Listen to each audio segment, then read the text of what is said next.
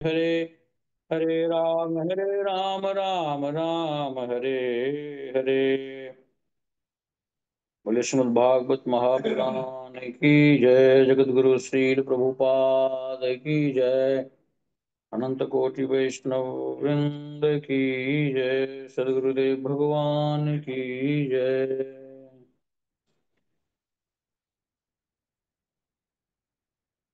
हरे कृष्णा। तो हम लोग अध्ययन कर रहे हैं श्रीमद् भागवतम के चौथे स्कंद के 13वें अध्याय, जिसका शीर्षक है ध्रुव महाराज के वंशजों का वर्णन। और हम लोग जो आजकल श्लोक का अध्ययन कर रहे हैं उसमें राजा अंग के जो पुत्र उत्पन्न हो गए हैं, बहुत सारे परिश्रम के बाद, यज्ञ करने के बाद उनको पुत्र की प्राप्ति हुई, जिसका नाम वेन है। तो जैसा कि हम सब लोग अध्ययन कर रहे हैं कि ये जो वेन है वो काफी दुराचारी है, कदाचारी है, आताताई है। जैसा कि 41वें श्लोक में है अनुवाद में, वह बालक ऐसा क्रूर था कि समवयस्क बालकों के साथ खेलते हुए उन्हें इतनी निर्दयता के साथ मारता वे वध किए जाने वाले पशु हों। मतलब राजा अंग के जो पुत्र हुए वेन, वो इतना आताताई था कि वो अपने साथियों के साथ, दोस्तों के साथ, जो जिन बालकों के साथ वो खेलते थे, उसको इतनी निर्दयता के साथ मारते जैसे कोई किसी पशु का वध करने के समय उसको मार रहा होता हो। इतना वो क्रूर था, निर्दयी था वो वेन।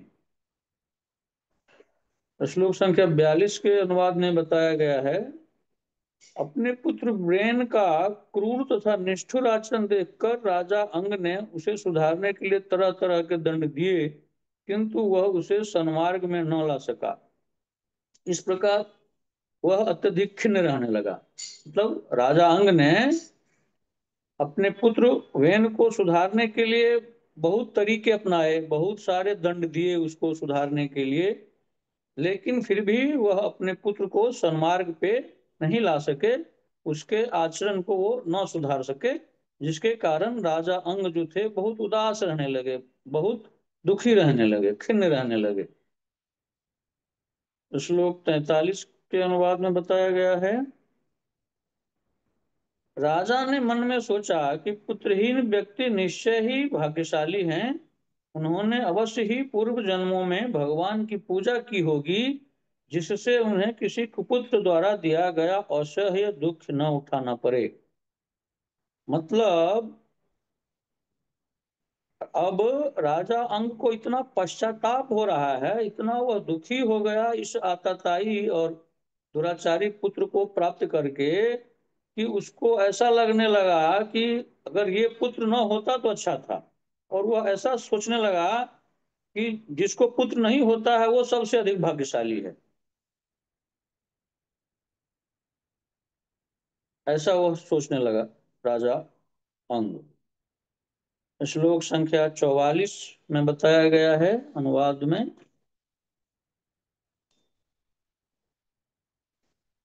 पापी पुत्र के कारण मनुष्य का यश मिट्टी में मिल जाता है। उसके अधार्मिक कृत्यों से घर में अधर्म और सबों में झगड़ा फैलता है। इससे केवल अंतहीन तनाव ही उत्पन्न होता है। तो अनुवाद में बताया गया है कि अगर किसी के कदाचारी, पापाचारी, अधर्म आचरण करने वाला अगर पुत्र उत्पन्न हो जाता है, तो उसके नहीं, उसके परिवार के भी जो सारे यश होते हैं, प्रतिष्ठा होती है, वो सब मिट्टी में मिल जाता है एक कुपुत्र की वजह से। उसके अधार्मिक कृत्यों से घर में अधर्म और सबों में झगड़ा फैलता है। इससे केवल अंतहीन तनाव ही उत्पन्न होता है। तात्पर्य प्रभुपाद जी बता रहे हैं, कहा जाता है कि विवादित दंपति के सॉरी कहा जाता है कि विवाहित दंपति के पुत्र होना आवश्यक है। ऐसी मान्यता है कि वैवाहिक जीवन में अगर कोई बनता है, गृहस्थ आश्रम में आता है, तो उसका विवाह का प्रथम उद्देश्य होता है संतान की उत्पत्ति। और खास करके ऐसी मनोदशा है लोगों की कि पुत्र का होना तो अति आवश्यक ही है, जबकि पुत्र और पुत्री में कोई फर्क नहीं होता है, अंतर नहीं होता है। लेकिन एक पुरानी एक सोच है कि पुत्र का होना आवश्यक है। लेकिन यही आप देखिए, ऐसा अगर कुपुत्र हो बेन के जैसा, तो ऐसा पुत्र हो के क्या मतलब है। बल्कि आजकल के कलयुग में भी देखा जाता है, खास करके व्यवहारिक जीवन में, आप भौतिक संसार में देखते होंगे कि अब तो सब नहीं, लेकिन बहुत सारे परिवारों में ऐसा देखा जाता है कि पुत्रों से ज्यादा तो पुत्रियां अपने माता पिता की सेवा करती हैं, उनका देखभाल करती हैं। नहीं तो आजकल जब वृद्धावस्था में बहुत सारे पुत्र अपने सांसारिक भोग विलास के कारण, अपने निजी स्वार्थ के कारण, जब माता पिता अत्यंत वृद्ध हो जाते हैं, बुजुर्ग हो जाते हैं, जब वो लगता है उस पुत्र को कि यह अब इसकी किसी काम के लायक नहीं है, तो उसको अनाथालय में जाके छोड़ देते हैं। लेकिन पुत्रियां ही होती हैं कि उस अवस्था में भी अपने माता पिता की सेवा करते हैं। ये आजकल बहुत देखा जाता है, आप लोग सब जानते हैं। तो यही कह रहे हैं प्रभुपाद जी, किंतु उत्तम गुणों से रहित पुत्र अंधी आंख के समान होता है। यानी पुत्र में अगर एक पुत्र के लिए जो गुण चाहिए, उत्तम पुत्र होने का जो गुण चाहिए, अगर उसमें वो नहीं है, तो वो अंधे आंख के समान है। जो आंख तो है, लेकिन वहां उस आंख से दिख नहीं रहा है, तो उस आंख का फायदा क्या है। ऐसे ही पुत्र तो हैं, लेकिन उसमें पुत्र के कोई भी गुण विद्यमान नहीं है, तो उस पुत्र के होने का कोई मतलब नहीं है। ये प्रभुपाद जी कह रहे हैं। अंधी आंख देखने के लिए कोई काम नहीं आती, इससे केवल असह्य वेदना ही होती है। जिस आदमी के आंख तो हैं लेकिन दिखाई नहीं पड़ती, तो उसको उस आंख से और तकलीफ होता है, कष्ट होता है, वेदना होती है कि हमारे पास आंख तो है लेकिन हमें दिखाई नहीं देती है। ऐसा उसको पश्चाताप होता रहता है।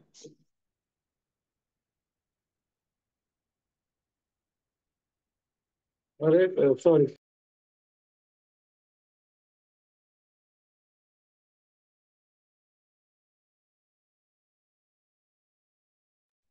सॉरी, हरे कृष्णा। तो आगे बता रहे हैं प्रभुपाद जी कि ऐसे कुपुत्र को पाकर राजा अपने को अत्यंत अभागा समझने लगा। यानी अभी का जो प्रस्तुत श्लोक है, चैप्टर है, इसमें अभी कुछ श्लोकों में यही बताया जाएगा कि राजा अंग जो हैं वो काफी पश्चाताप कर रहे हैं, काफी दुखी हैं, काफी उदास हैं। अपने पुत्र वेन के व्यवहार से, उनके चरित्र को लेकर के काफी वो दुखी रहने लगे, उदास रहने लगे, खिन्न रहने लगे। तो इसी से संबंधित मुझे एक कथा याद आती है, बिल्कुल इसी से रिलेट करता है। सेम जो राजा अंग के जो पुत्र हैं वेन, ऐसे ही एक कथा है। ये कथा है पद्म पुराण में। पद्म पुराण के उत्तरखंड में चतुर्थ अध्याय में ये कथा है। श्रीमद् भागवतम में भी है, लेकिन ये हम लोग जो अध्ययन कर रहे हैं इस्कॉन वाले, उसमें नहीं है। ये गीता प्रेस वाले भागवतम में है, भागवतम के महात्म्य में ही है। और पुराण में है, पद्म पुराण में है। ये आत्मदेव की कथा एक आती है, शायद आप लोगों ने सुना भी होगा। तो आत्मदेव एक ब्राह्मण थे, बहुत विद्वान थे, धार्मिक थे, कर्मकांडी ब्राह्मण थे।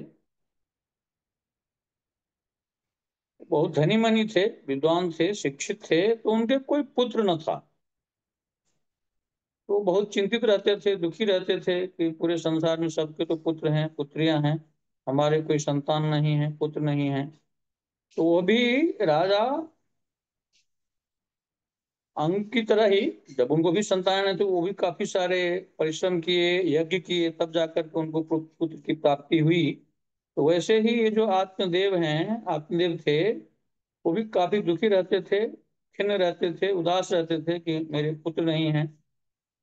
तो उदास रहते रहते एक अवस्था ऐसी आई कि अब तो उन्होंने अपने प्राण का त्याग करने का निश्चय कर लिया, आत्मदेव ब्राह्मण ने। और वो किसी नदी के किनारे चले गए कि अब मैं तो आत्महत्या कर लूंगा इस नदी में डूब करके। लेकिन भगवान की ऐसी लीला होती है, बहुत भगवान बहुत करुणामयी होते हैं, बड़े दयालु कृपालु होते हैं, उनकी लीला होती है। तो उसी नदी के किनारे एक बहुत सिद्ध संत महात्मा तपस्या कर रहे थे, भ्रमण कर रहे थे। तो जब देखा कि ये एक ब्राह्मण है जो आत्महत्या करने जा रहा है नदी में डूब करके, तो उस संत ने, महात्मा ने, आत्मदेव को अपने शरीर को त्यागने का कारण पूछा। तो आत्मदेव ने अपनी व्यथा का, अपने दुख का पूरा कारण बताया कि हमारे कोई संतान नहीं है, हमारे घर में तो किसी वृक्ष में फल भी नहीं लगते, हमारे पास जो गाय हैं, पशु हैं, उसके भी कोई संतानें नहीं होती हैं, ऐसा मेरा दुर्भाग्य है। अपनी पूरा दुखड़ा उन्होंने, आत्मदेव ने उस संत को सुनाया। उस संत का जो हृदय होता है बहुत कोमल होता है, वो संत द्रवित हो गए। लेकिन जब आत्मदेव को देखा, वो इतने बड़े संत थे कि आत्मदेव को देखकर ही उसके प्रारब्ध का, उसके भविष्य का पूरा उनको ज्ञान हो गया। वो बोले कि तुमको इस जन्म में क्या, तुमको तो 7 जन्म में कोई संतान लिखा ही नहीं है तुम्हारे प्रारब्ध में, तुम्हारे भाग्य में, क्योंकि तुम्हारे अनंत जन्मों का ऐसा कर्म है, प्रारब्ध है, कि अगले 7 जन्म तक तुम्हें कोई संतान ही नहीं होगी। यह सुनकर तो वो आत्मदेव ब्राह्मण और फूट फूट कर रोने लगा। और फिर तो दौड़ने लगा कि अब तो मैं इस नदी में छलांग लगा ही लूंगा। तो संत बड़े दयालु कृपालु होते हैं, उसने आत्मदेव ब्राह्मण को रोका कि तुम भाई आत्महत्या मत करो। अगर तुम्हारी इतनी इच्छा है कि पुत्र होने से ही आदमी सुखी रह सकता है, आनंद प्राप्त कर सकता है, तो चलो ठीक है, मैं तुम्हारे प्रारब्ध को बदल देता हूँ। तो उन्होंने एक फल दिया, ये फल लो और घर पर जाकर अपनी पत्नी को ये खिला देना। देखिए संत ने क्या बोला कि तुम अपनी पत्नी को खिला देना, लेकिन घर पर आकर उन्होंने खिलाया नहीं, आगे कथा में है। तो प्रसन्नचित होकर के खुशी खुशी उन्होंने उस संत को प्रणाम किया, दंडवत उनका आभार व्यक्त किया, और फल लेकर के घर पर आ गए। और अपनी पत्नी, जिसका नाम था धुंधली, उसको फल दे दिया उन्होंने, अपने सामने में उसको खिलाया नहीं। लेकिन धुंधली जो थी, वो बहुत कर्कशी थी। जैसी, मतलब जैसा पुत्र था वैसी उसकी, मतलब बाद में अतताई उसको जो पुत्र हुआ धुंधकारी, वो, तो वो जो धुंधली थी, उसने उस फल को ग्रहण नहीं किया। वो सब उसके चरित्र का या प्रारब्ध का कह लीजिए प्रभाव था।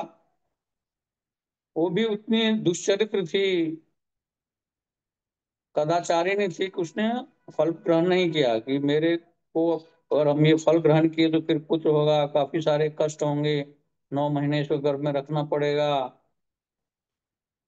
इतनी वो दुर्विचारिणी थी।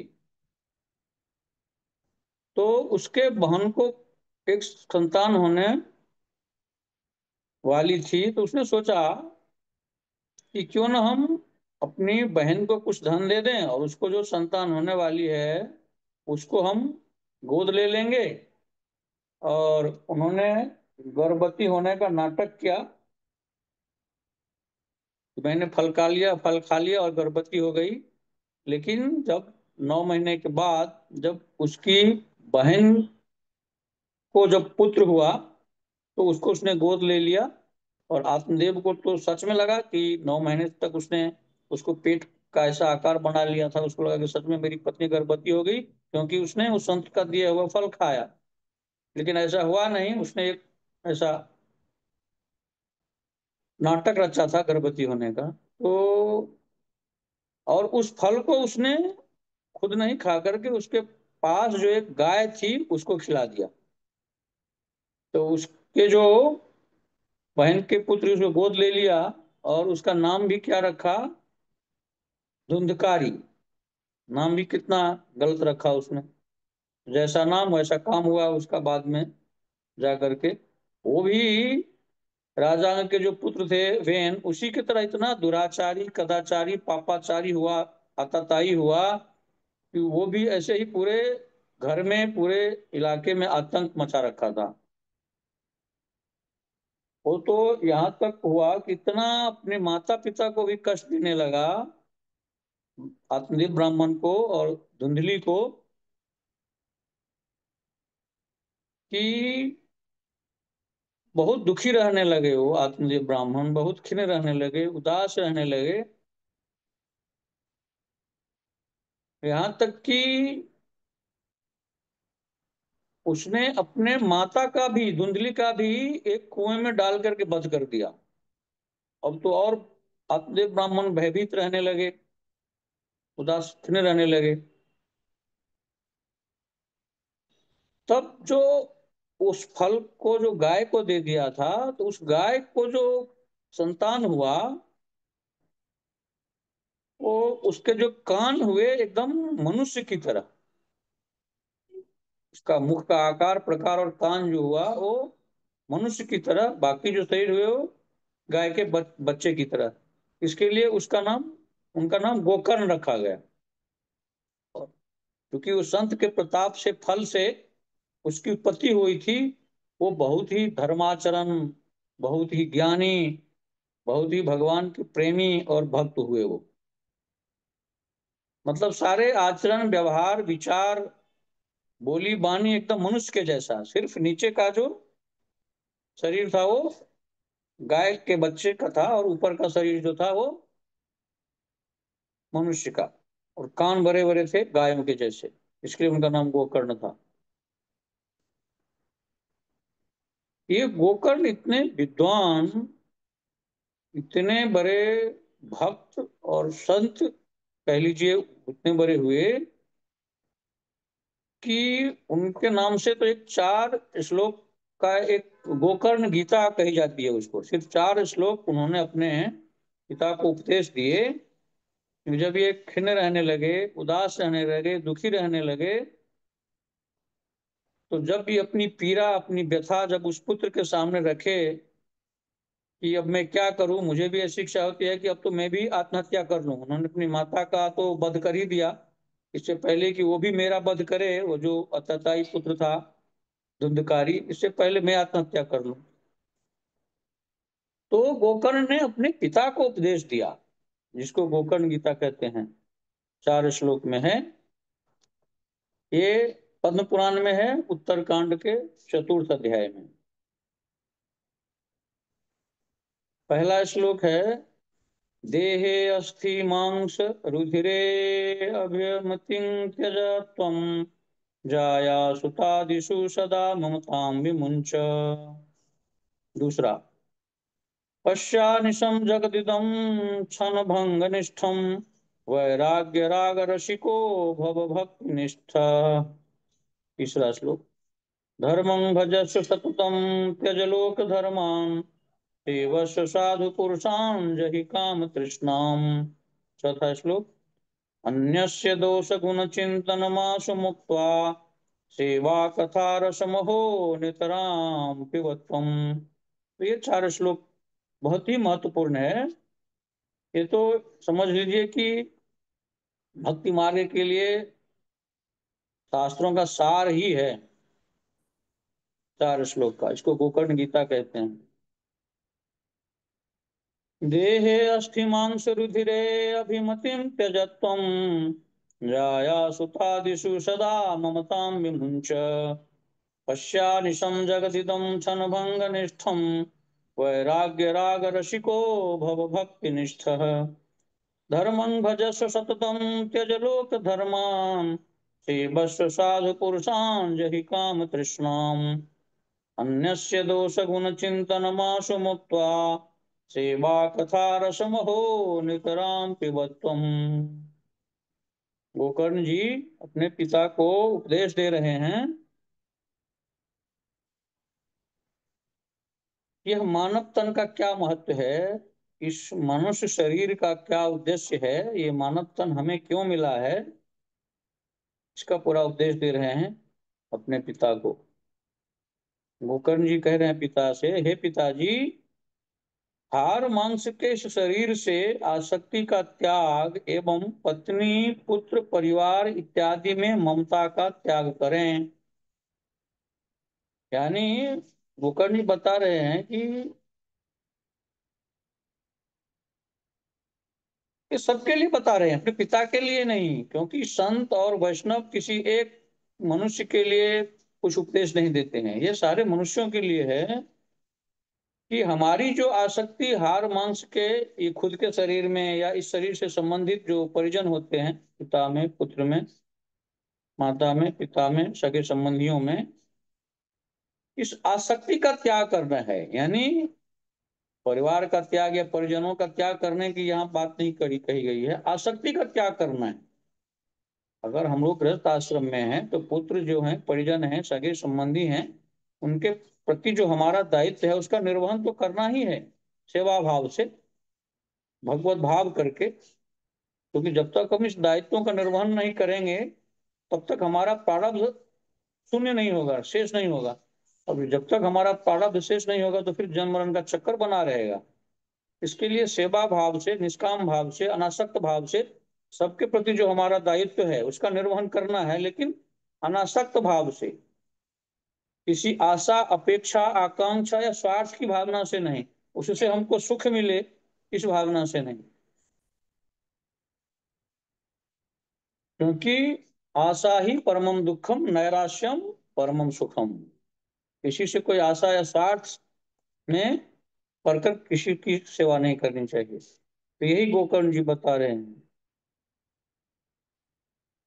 कि हे पिताजी, हार मांस के इस शरीर से आसक्ति का त्याग एवं पत्नी पुत्र परिवार इत्यादि में ममता का त्याग करें।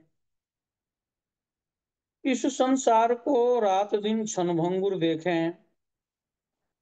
बता रहे हैं गोकर्ण जी कि ये संसार जो है क्षणभंगुर है, जैसे हम लोग भगवत गीता में भी पढ़ते हैं और अनेक शास्त्रों में बताया गया है। भगवान ने खुद इसको स्टैंप लगा दिया है इस संसार को, दुखालयम अशाश्वतम। यानी ये संसार जो है दुखों का घर है, अशाश्वत नहीं, नश्वर है, क्षणभंगुर है, नाशवान है। इसके लिए संसार के किसी भी व्यक्ति में, विषय में, वस्तु में, स्थान में आसक्ति न करें, ममत्व न करें, मोह न रखें। नहीं तो उस ममत्व में, मोह में फंस करके, आसक्ति करके हमारा यह मनुष्य जन्म फिर से व्यर्थ हो जाएगा। आगे बता रहे हैं गोकर्ण जी, एकमात्र वैराग्य रस के रसिक होकर भगवान की भक्ति में निमग्न हो जाएं। यानी ऐसा हम करें भगवान की भक्ति, भगवान में ऐसा हम प्रेम करें कि ये सांसारिक जो भोग विलास है, सांसारिक जो विषय वासना की जो पदार्थ हैं, उसमें हमारा आकर्षण कम हो। यानी सांसारिक वस्तुओं में, व्यक्तियों में, स्थानों में सुख है, ऐसी जो मान्यता है, ऐसा जो आभास है, ये नष्ट होना चाहिए। क्योंकि सांसारिक किसी भी वस्तु में, व्यक्ति में या स्थान में सिर्फ सुख दिखता है, उसका आभास है, लेकिन सुख है नहीं। जैसे हिरण को रेगिस्तान में जल दिखता है, क्योंकि सूर्य की रोशनी का जो रिफ्लेक्शन होता है उस रेगिस्तान के बालू के ऊपर, उससे हिरण को लगता है कि रेगिस्तान में जल है। वह दौड़ता है कि अभी जल मिल जाएगा, अभी जल मिल जाएगा। उस बालू पे जो सूर्य की किरण पड़ती है उससे रिफ्लेक्शन से उसको ऐसा लगता है कि यहाँ जल है, लेकिन वहां जल होता नहीं है। इसके लिए संसार किसी भी वस्तु में या किसी भी पदार्थ में सुख है नहीं, सिर्फ वो भासता है, यानी भ्रम है, उसमें है नहीं। सुख आनंद जो है सच्चिदानंद भगवान में है।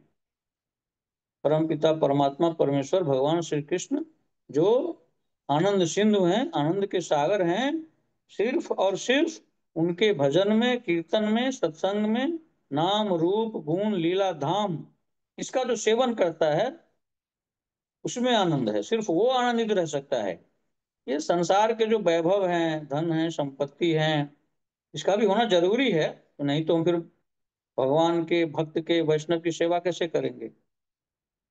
उसके लिए चाहिए, सब कुछ चाहिए सांसारिक वस्तु का। अगर हम सदुपयोग करें तो सांसारिक कोई भी पदार्थ या व्यक्ति, वस्तु, स्थान बुरी नहीं है, लेकिन उसका सदुपयोग जो है सिर्फ और सिर्फ अनासक्त भाव से भगवान की, भक्त की, वैष्णव की सेवा के लिए की जाए, उनसे प्रेम के लिए की जाए, तो फिर वो हमें दुख प्रदान फिर नहीं करता है। अगर हमारी दृष्टि बदल जाए, भाव बदल जाए, तो वही सांसारिक व्यक्ति, वस्तु, विषय, स्थान जो है वो हमें दुख प्रदान नहीं करेंगे। सिर्फ भाव परिवर्तन करने की जरूरत है। किसी भी वस्तु की त्याग करने की जरूरत नहीं है, उसमें जो भाव करना है वो उसको परिवर्तन करना है। तो आगे गोकर्ण जी बता रहे हैं अपने पिताजी को, भगवत भजन ही सबसे बड़ा धर्म है, निरंतर उसी का आश्रय लिए रहें। तो ये जो मनुष्य जन्म का परम चरम लक्ष्य है, एकमात्र उद्देश्य है इस मानव शरीर का, मानव जन्म का भगवत प्राप्ति, गोलोक वृंदावन धाम की वापसी, केवल एकमात्र यही परम चरम लक्ष्य है, जो कि सिर्फ और सिर्फ इसी मानव जीवन में, इसी मानव तन से संभव है। क्योंकि भगवत प्राप्ति 84 लाख योनियों में से बाकी के 83,99,999 योनियों में प्राप्त नहीं की जा सकती है। सिर्फ और सिर्फ एक योनि है, मानव योनि, मानव शरीर, जिसमें हम भगवत प्राप्ति कर सकते हैं। तो यही बता रहे हैं गोकर्ण जी। अन्य सभी प्रकार के लौकिक धर्मों से मुख मोड़ लें, सदा साधु जनों की सेवा करें, भोगों की लालसा का त्याग कर दें। मतलब यहाँ बताया जा रहा है कि जो हमें सांसारिक भोग विलास की या सांसारिक विषयों में या सांसारिक वस्तुओं में जो हमें सुख की लालसा है, इंद्रिय तृप्ति की लालसा है, उसकी त्याग कर देनी चाहिए। क्योंकि अनंत जन्मों से, अनंत योनियों में हम यही तो करते आ रहे हैं, सांसारिक भोग विलास में, इंद्रिय तृप्ति में। हम अनंत जन्मों में सांसारिक भोग भोगे, लेकिन फिर भी तृप्ति नहीं हुई। जैसा कि आप सब लोगों को मालूम है कि आग में घी डालने से कभी आग बुझ सकती है क्या? नहीं बुझ सकती है। इसके लिए हम जितना इंद्रिय को तृप्त करके, विषय को भोग करके हम चाहेंगे कि हमें तृप्ति हो जाए, हम सुखी हो जाएं, आनंदित हो जाएं, हो ही नहीं सकते। क्योंकि सांसारिक भोगों को भोगने से, इंद्रिय तृप्ति करने से कभी तृप्त नहीं हो सकता, कभी हम आनंदित या सुखी नहीं हो सकते। इसके लिए सांसारिक भोगों की लालसा का त्याग कर दें, सदा साधु जनों की सेवा करें, यानी हमें हमेशा भगवान के भक्तों का, संतों का, वैष्णवों का संग करना चाहिए। तो उससे सिर्फ ये प्रवचन कर लेने से या सिर्फ अकेले में शास्त्रों का अध्ययन करने से भी ये सब संभव नहीं है। जिन्होंने ये चीज कर ली है, जिन्होंने सांसारिक आसक्ति से मुक्ति पा ली है, जिन्हें अब कोई भी सांसारिक आकर्षण है विमोहित नहीं कर सकता है, ऐसे संतों का, वैष्णवों का, भक्तों का हमें संग करना चाहिए, उनके संग में रहना चाहिए। क्योंकि जैसा हम संग करेंगे वैसा ही रंग हमारे ऊपर चढ़ता है, जैसा संग वैसा रंग। तो इसके लिए भक्तों, वैष्णवों का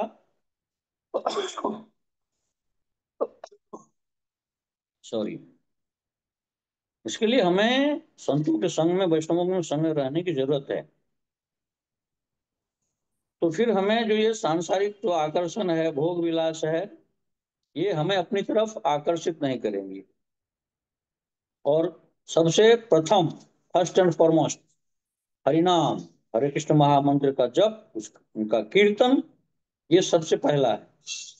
क्योंकि जब तक हम हरिनाम को नहीं करेंगे, हरे कृष्ण महामंत्र का कीर्तन पूरी निष्ठा, विश्वास, आस्था और व्याकुलता के साथ कि हमें भगवत प्राप्ति हो, हम इस जन्म मरण के बंधन से छूटें, जब तक ये जिज्ञासा नहीं होगी, ये लालसा नहीं होगी, ये पिपासा नहीं होगी कि हम तो अब इस जन्म मरण के बंधन से छूटना चाहते हैं, अब हम जन्म मृत्यु जरा मृत्यु के बंधन से छूटना चाहते हैं, जब तक ये जिज्ञासा, लालसा और जब ये व्याकुलता नहीं आएगी, तब तक आपको हरिनाम में वो प्रीति नहीं होगी, वो रस नहीं मिलेगा।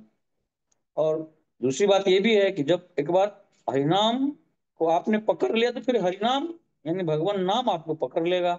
जैसे जैसे आप जिस स्तर तक आप पहुंचेंगे भगवान का नाम लेते लेते, जब करते करते, तो फिर ये सांसारिक भोग विलास की, इंद्रिय तृप्ति की जो लालसा है वो घटती जाती है, सांसारिक आकर्षण कम होता जाता है हरिनाम के बदौलत, बाकी और कोई साधना के बदौलत नहीं। तो भगवान नाम में इतनी शक्ति है। चैतन्य महाप्रभु ने खुद कहे हैं, जो भगवान के अवतार थे, भक्त के रूप में आए थे ना 550 साल पूर्व, इसी कलयुग के प्रारंभ में, तो उन्होंने खुद कहा है कि मैंने अपनी सारी शक्ति अपने नाम में डाल दी है। नाम नामकारी बहुधा निज सर्व शक्ति। तो ये नाम का कमाल हो सकता है। आगे ये गोकर्ण जी बता रहे हैं, अभी ये अंतिम पैरा है इस अनुवाद का।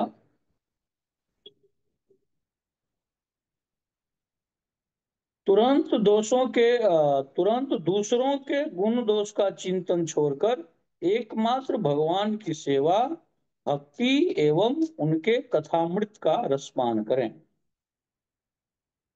यानी अगर हम भक्तों वैष्णवों के संग में नहीं रह रहे हैं, सत्संग नहीं कर रहे हैं, शास्त्रों का अध्ययन नहीं कर रहे हैं, और सबसे प्रमुख बात, अगर हम हरे कृष्ण महामंत्र का जप नहीं कर रहे हैं, जो लोग नहीं कर रहे हैं, आप लोग तो सब वरिष्ठ भक्त हैं, वैष्णव हैं, तो उनको सांसारिक विषयों से, वासनाओं से मुक्ति वैसे नहीं मिल सकती है। किसी योग के करने से या किसी और साधना के करने से ये संसार से मुक्ति संभव नहीं है। ये सिर्फ परिणाम करने से, हरे कृष्ण महामंत्र के करने से ही संभव है। भगवान की भक्ति करने से, भगवान की सेवा करने से, वैष्णवों की सेवा करने से, और भगवान का जो कथा है उनका श्रवण करने से, उनका गुणगान सुनने से, उनका गुणगान करने से, ये सब संभव है।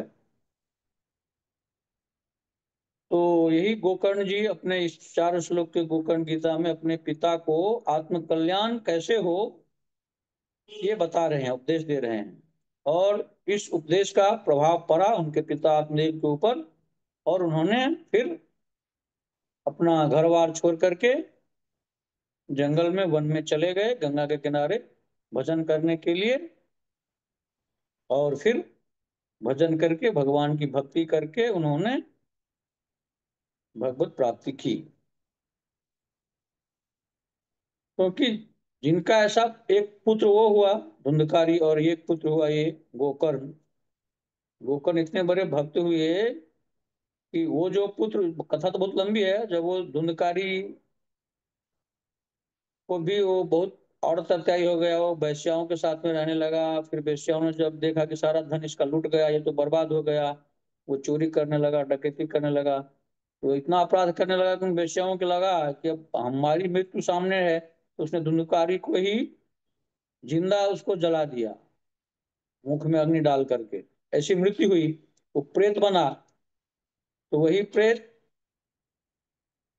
जब बना, तो वही गोकर्ण ने साप्ताहिक भागवत करके अपने भाई उस धुंधकारी को मुक्त किया। इसके लिए भागवत महात्म्य में बताया गया है कि भागवत कथा में, श्रीमद् भागवतम में इतनी शक्ति है कि इसको सुन करके एक प्रेत भी मुक्त हो सकता है। भगवान की कथा में इतनी शक्ति है उनके गुणगान करने में। तो फिर वो मुक्त हो गया, वो धुंधकारी। तो इतने बड़े भक्त हुए थे गोकर्ण। तो यही श्रीमद् भागवतम का जो हम अध्ययन कर रहे हैं उसमें ऐसे ही सेम कथा है, मिलता जुलता है कि राजा अंग के जो पुत्र हुए बहन, वो भी दुराचारी हुआ, कदाचारी हुआ, वो भी बहुत दुखी रह रहे हैं, उदासीन रह रहे हैं। और आगे चलकर ऐसी आएगी कथा, हम लोग पढ़ेंगे कि फिर तो इसके इतना अत्याचारी अत्याचारी हुआ ये वेन कि सब लोगों ने फिर मिलके इसके शरीर का अंत किया, वेन के शरीर को। और फिर जब उसको, फिर ऋषि मुनियों ने, संत महात्माओं ने उसके भुजाओं का मंथन किया, फिर उससे पृथु महाराज उत्पन्न हुए। वो बड़ा धर्माचारी हुए, बहुत बड़े धर्मात्मा हुए, भगवान के बहुत बड़े भक्त हुए। आगे हम लोग अध्ययन करेंगे पृथु महाराज के बारे में, आगे आएगा। तो इसी से संबंधित आज ये कथा थी जिसका हम लोगों ने श्रवण किया। तो आज हम फिर इस सत्र को विराम देते हैं। इसमें अगर किसी को कुछ और कुछ कहना हो, किसी का कोई प्रश्न हो, तो स्वागत है। हरे कृष्णा। हरे कृष्णा प्रभु जी।